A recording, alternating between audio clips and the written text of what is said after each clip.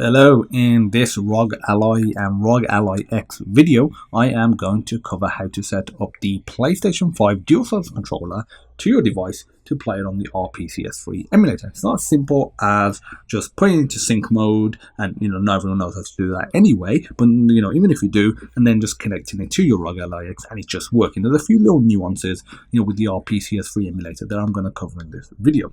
So first of all, you want to, and I'm going to move this right back, we want to put this into sync mode. But before we do, I'm going to move this right forward, and I'm going to go here. I'm using an external mouse to make things easier.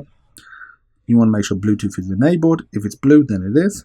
Click the arrow, and we're just going to wait for our controller to appear here, which it will momentarily. First of all, we need to put this into sync mode. To do that, press the share button and the PlayStation button at the same time for a few seconds. Once the light starts flashing, you know it's in sync mode and you can let go. Okay, in sync mode, if you see, scroll down, there's the DualSense wireless controller. If I click that, you'll notice the light is now solid. That's now connected. I can put that to the side. And that's it. In terms of connecting it to the device, that's done. Now we need to configure it for RPCS3. So if we launch up RPCS3, if you have not set it up, feel free to take a look at the video in the link. The link in the description below. Okay, so I'm going to click no for this. I'll update it later. You want to go to pads, and then here you want to make sure DualSense is selected, and you can customize the configuration by default. It's all good. Like even motion controls work. Like I'm moving it and it's all working good, which is fantastic. But if I want to click that, I want to change it to circle, for example, or press that. If I want to change it to X, I can do that. I'm gonna, set it back to default, and you can move the analog sticks, and as you can see, the working down here, and it shows you the dead zone as well. Kind of hard to, there you go. There should be enough focus for you to be able to see it now. Okay, that's all good. I'm gonna click save. Fantastic. And again, you can either go to pads here or where I showed you before, and you can add configuration, which is great for different games as well and different, let's say, players. Okay, so let's say if I want to launch up God of War, for example.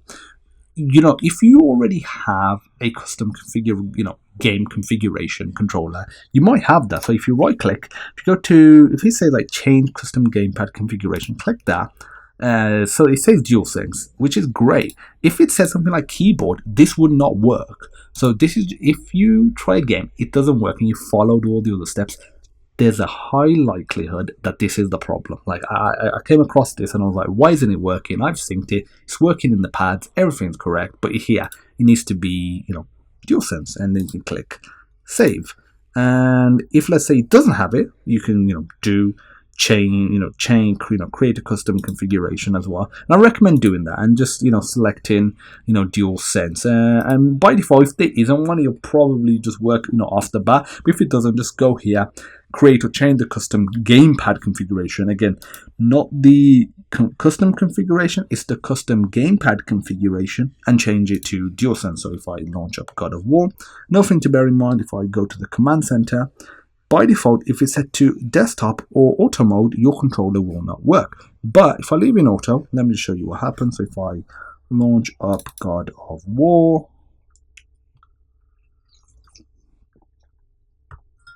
enjoying the coffee whilst I record this video. Make sure volume's off. We don't need to have any volume. Okay, so I'm going to double click. That just maximizes it. So again, it's set to auto mode, not even desktop mode, but if it's on desktop mode, it won't work either. And actually, no, auto mode does work, my bad. So, but again, this is another tip I'm going to say. If you have it on auto mode, let me launch up the command center again, it can not always appear. If you have in auto mode and your controls are not working, then what I would recommend is going here, changing it to gamepad mode. This will ensure it works, because I find sometimes, it doesn't work if you have it in auto, and you might select it as, a keyboard input, and you're pressing like circle and it literally triggers this. So if you have that issue, that's what it is. And there we go. It is now working. You know, you're all good to go. You're all good to play your PlayStation 3 games in all their glory in your ROG Ally and ROG Ally X using your PS5 DualSense controller. I'll have a separate video covering how to connect an Xbox controller, PS4 controller, probably even Switch, and maybe even a PS3 controller as well. So feel free to stay tuned for that video or those videos. If you have any questions, feel free to post them down in the comments below. If you like the video, give it a thumbs up, hit that subscribe button, and I'll see you in the next one. Take care. Bye.